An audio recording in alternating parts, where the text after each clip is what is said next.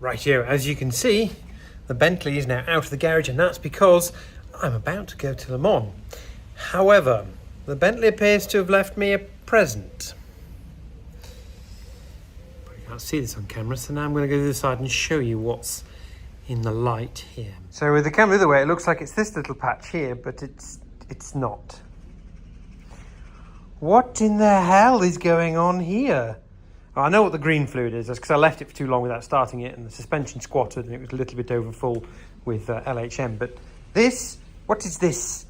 What is this, Mr. Bentley? Ugh.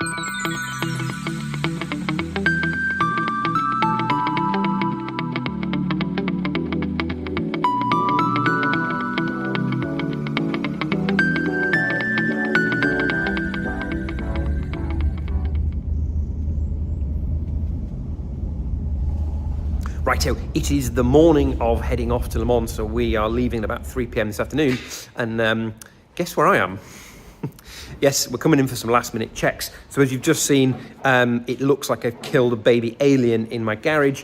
I think I know what the problem is. Well, I don't even think it's a problem. I think it's just overflow from it being sat for a while, but I want to check before driving 1,000 miles in the car. And we're also going to address the aircon. So we regassed it, knowing full well it might not last.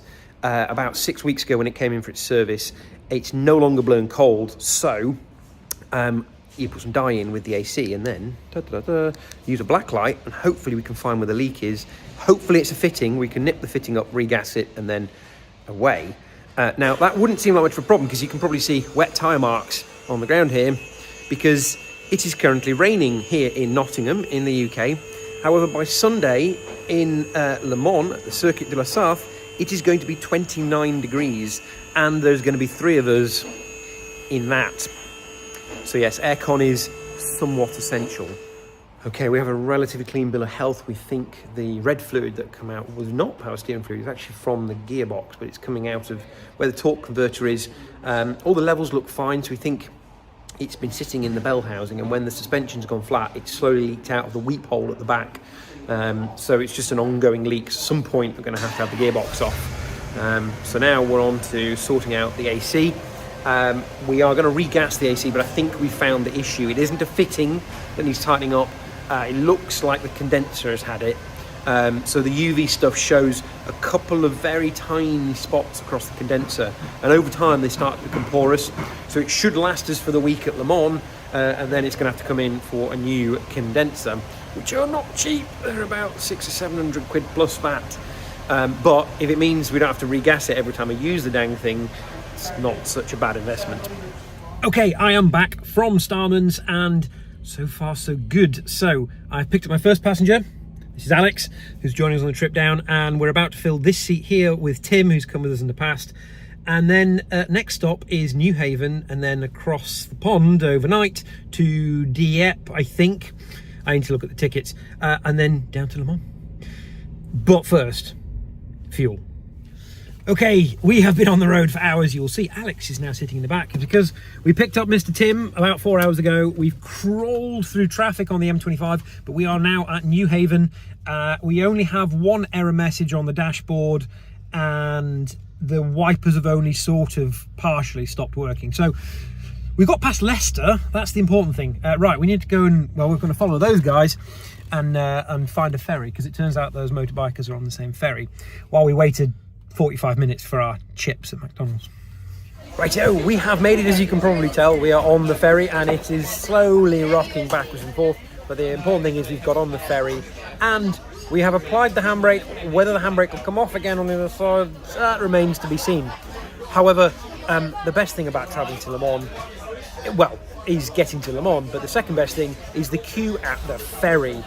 We were graced with some wonderful things this year, some Ferraris and Porsches, really nice Triumph TR6, oh yeah, and 2 Aston Martin DB6s, like 2, amazing. I'll stick some photos in here, courtesy of Alex, who's been doing some photos while I was driving. So yes, right, we now need to, oh my word, that is moving a lot.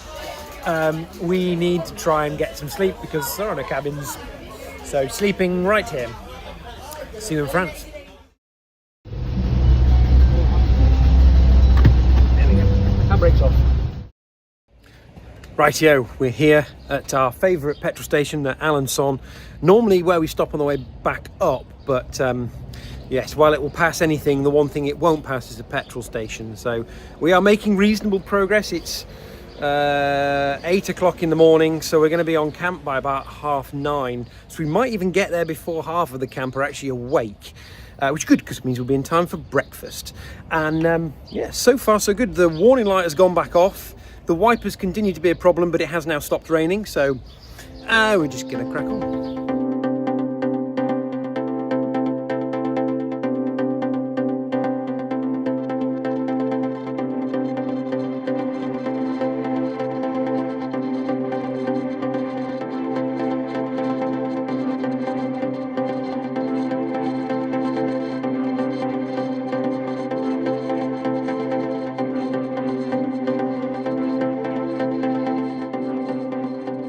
Success, we have made it to Le Mans, and it is just gone 9 o'clock, so I'd say that's pretty good. In time for a little bit of track action, go and get my ACO bits and pieces sorted, and then track walk this afternoon. Finally made it! Okay, well, this morning it was nice and cool, so we thought perfect time for a track walk, but as you can see the sun is now out, so this is going to be ridiculously warm.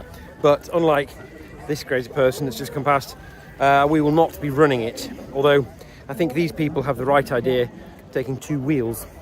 So here we go. We've just come under the Dunlop Bridge, now branded Goodyear, and we're off down towards Tête Rouge. I will probably record another to camera when I am absolutely bollocksed and sweating like hell. So see you in a bit. So we are continuing on our walk around the track. We've just got to Mulsanne, where there's always a little car show, and I wasn't going to film much of it this year, but what I've just found here is definitely worth a look. This is the one where the YouTuber accidentally made a mess of his trousers. He's not wrong. Look at the little Alpine, how cool is that? But also, look what's next to it. 504, how bloody cool is that? Like, we are in France. Bonjour. And we can't walk past a Matra Rancho without doing a video. So yeah, Johnny Smith, this is what it'll look like one day. Look at him.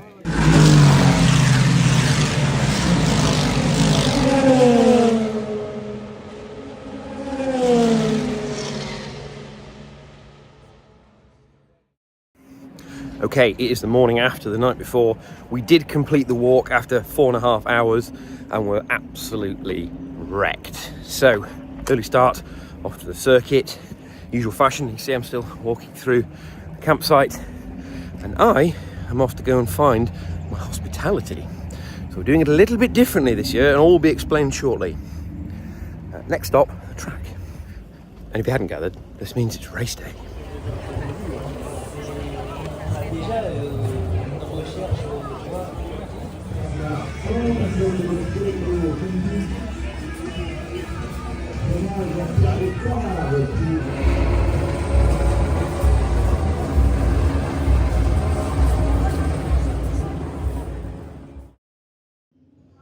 Okay, I have made it to the race. We're a good few hours before the race starts, but I wanted to get in and get sorted with my new lanyards because I've got a slightly different vantage point this year. So thanks to the wonderful Chamois at Omologato, I was able to not only have this amazing watch for the race, but I was able to get into a position that allows me to see the race from up here.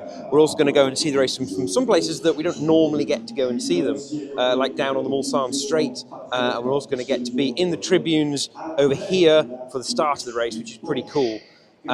So yeah, thank you to Omologato and Chamois. He's done a lot of work to make sure that the fans of Omologato and this race were able to get into some of these amazing places. So yeah, thank you very much. I should point out, it's not a sponsorship. We do this for the love of the brand and the love of the race. So good work, Chamois, slowly taking over from other brands we can't see in the background as the default motorsport watch. Right, time to go and get a drink because it is already very warm at Circuit de la Sarthe.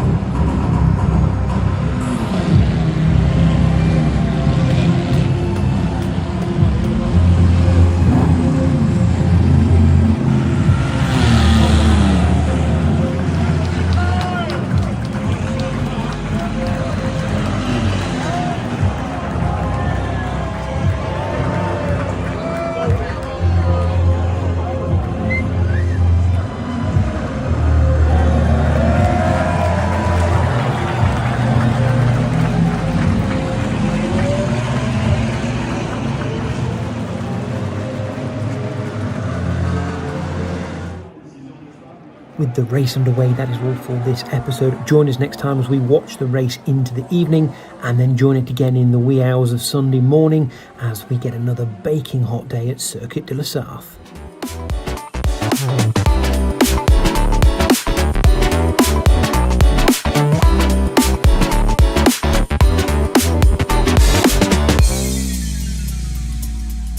Don't forget to like, comment, share and subscribe. Thank you for watching.